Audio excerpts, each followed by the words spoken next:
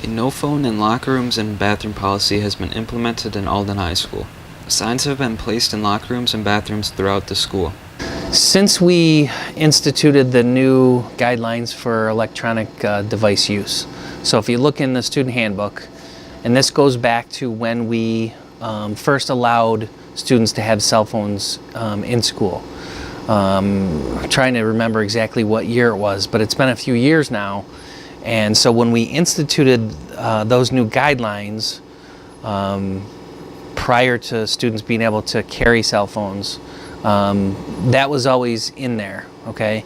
So to your question, it is just being reinforced with regard to locker rooms, bathrooms, etc.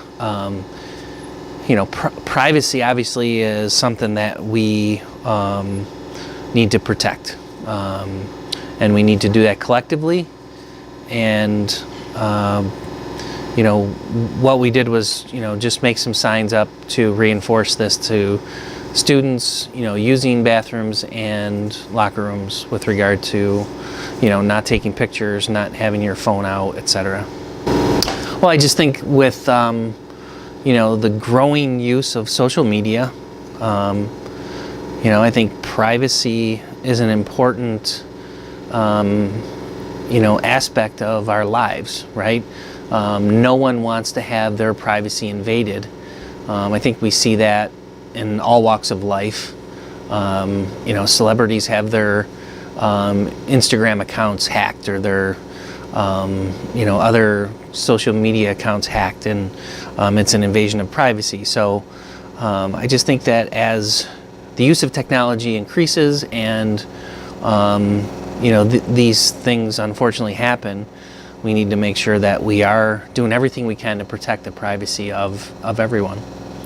I think that the main premise behind allowing students to carry their cell phones in school, going back a few years, was simply this. As young adults,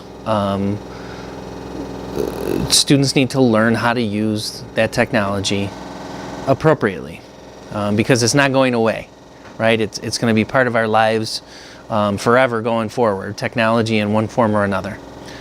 So the idea was to have students learn to make appropriate choices about when it was appropriate to use it, when it was not appropriate to use it, and how to use it. If you're a Star Wars fan, I like to use the analogy that technology can be used for good or for evil. It's kind of like the Force, right, in Star Wars. And we want to, I think one of our goals as educators is to teach students how to use technology for good, and not use it, to do bad things. So that's the goal, I think. I think it's again, I think it's just a part of the educational process. I think it's part of maturation and growing up, right? Through the use of technology. So, for example, when our students enter the school next year, and every single student has a Surface Pro.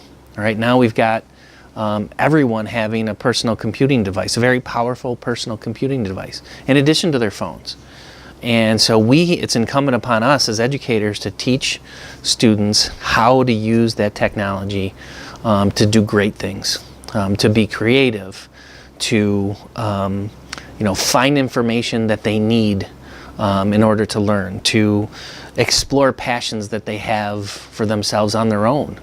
And those are all the things that are critical for us.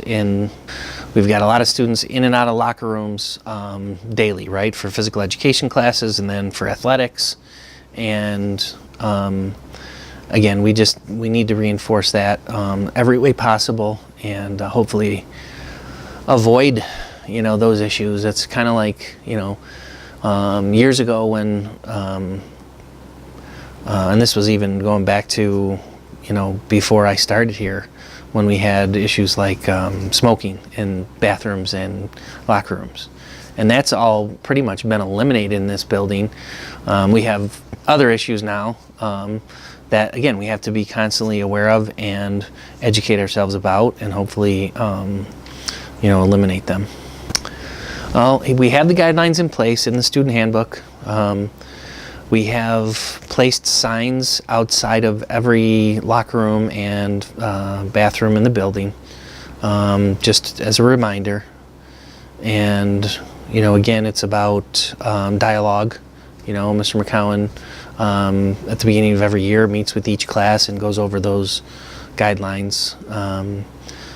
So again, hopefully it just becomes part of our culture in understanding that, it's not allowed, it's not acceptable, and it's a respect factor. I think we all, have a responsibility to respect one another's privacy, even though, again, I know with social media and the way we are today with selfies and cell phone cameras, it's kind of, ubiquitous. It's everywhere. It's part of our world, but we need to also understand that taking pictures of someone, posting them on the internet or on your Snapchat or whatever is, we need to be careful not to violate someone's privacy.